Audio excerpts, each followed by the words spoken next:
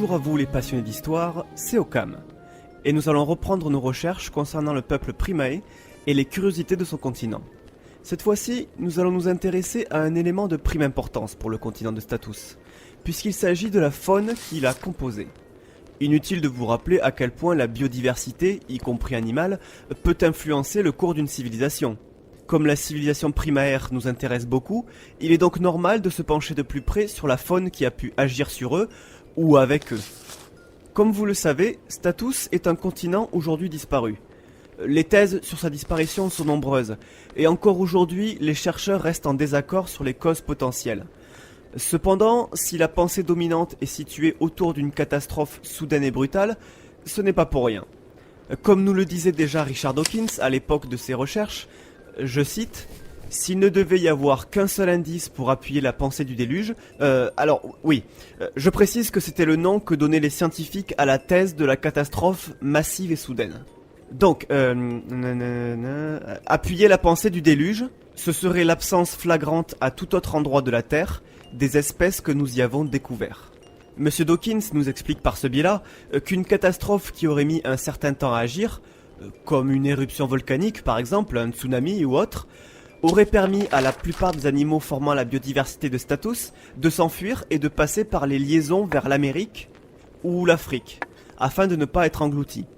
Or, cela n'a manifestement pas été le cas, car la quasi-totalité des espèces qui ont été retrouvées par les fouilles, et au travers des différents textes et témoignages, n'existent plus à présent.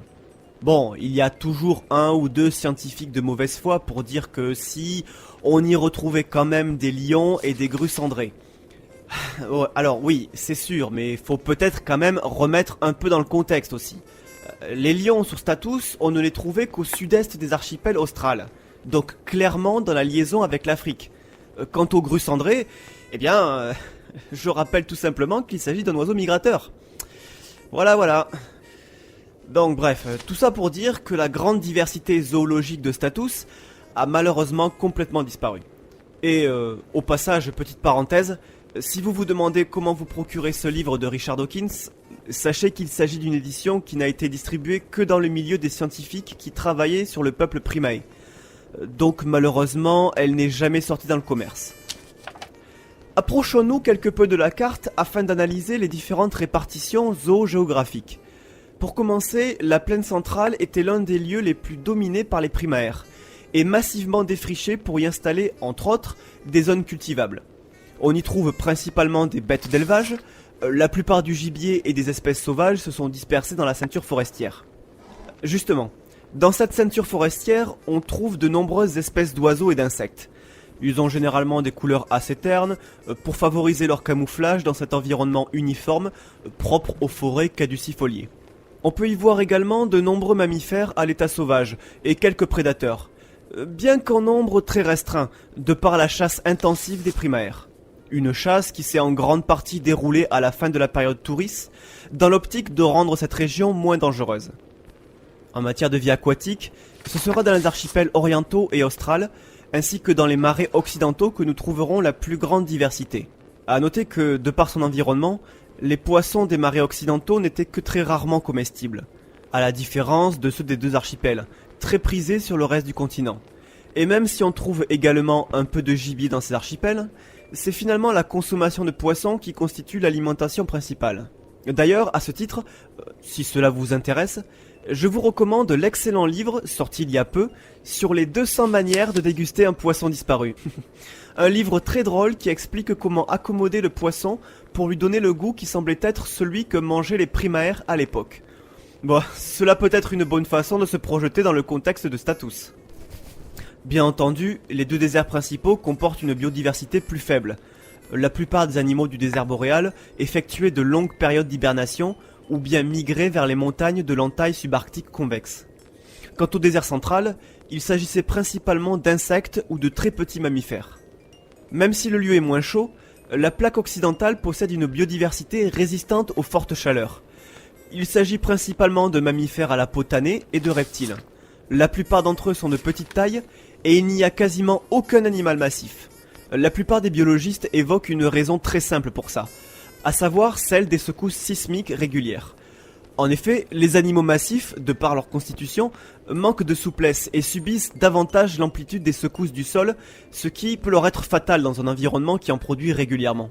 A noter d'ailleurs que le géologue Maurice Taeb et le biologiste Francis Halley ont travaillé de concert sur une thèse, que l'on peut retrouver dans Croissance des mouvements tectoniques de la plaque occidentale, dans laquelle ils expliquent que les séismes de cette région ne sont certainement apparus que bien plus tard, aux alentours de la fin de période pré-Touris, un peu avant le début de l'Exode.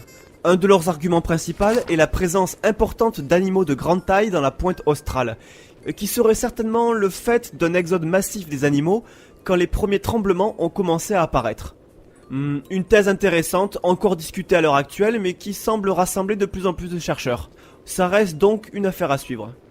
Enfin, et pour terminer ce tour d'horizon, nous pouvons trouver dans la jungle orientale de nombreuses variétés d'oiseaux au pelage coloré du fait de cet environnement. En effet, la jungle orientale est extrêmement riche en fleurs de variétés multiples et colorées. Cela rassemble donc également une grande diversité d'insectes.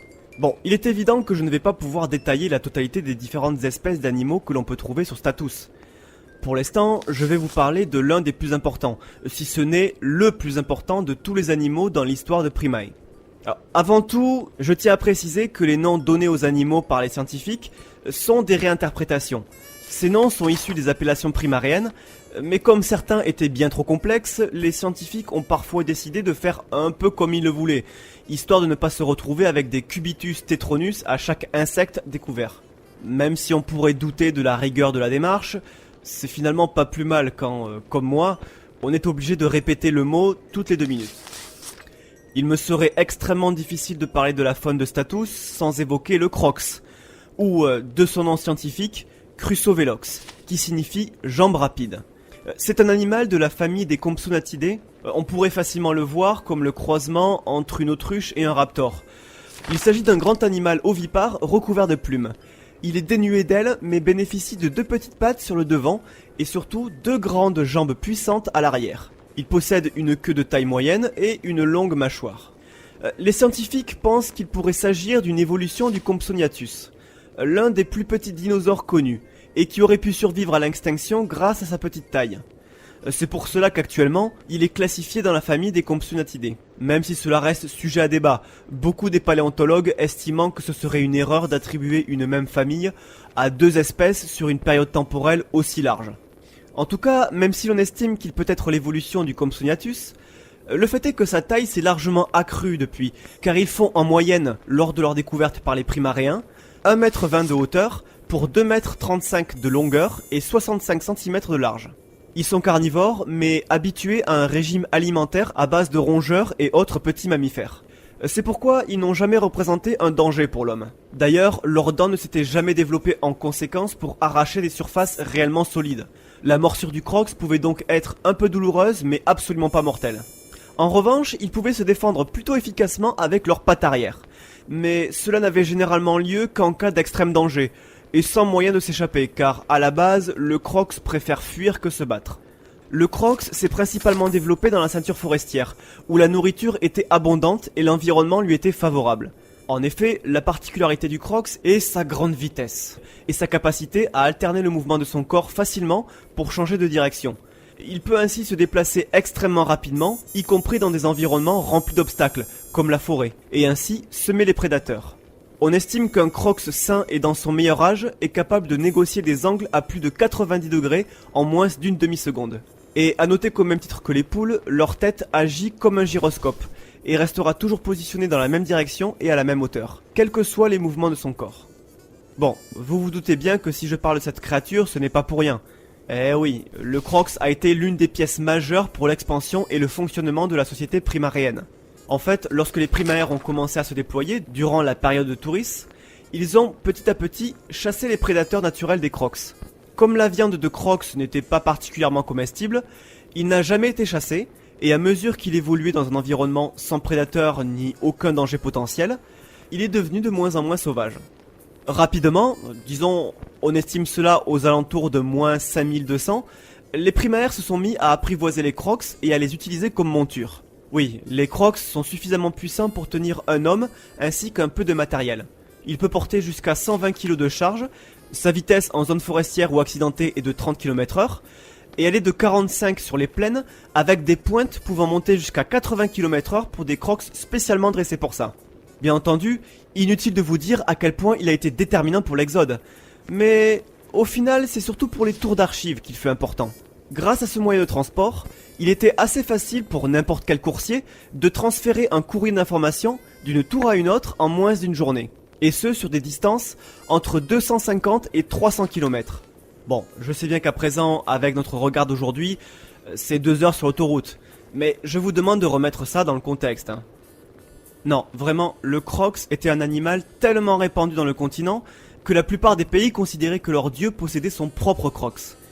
Généralement, celui-ci était relatif à l'élément du dieu concerné. C'est ce que l'on peut voir par exemple dans cette traduction d'un des conclaves. Je cite « Arrivé le premier, Oxytragore ». Alors oui, je précise, Oxytragore est le dieu de la mort.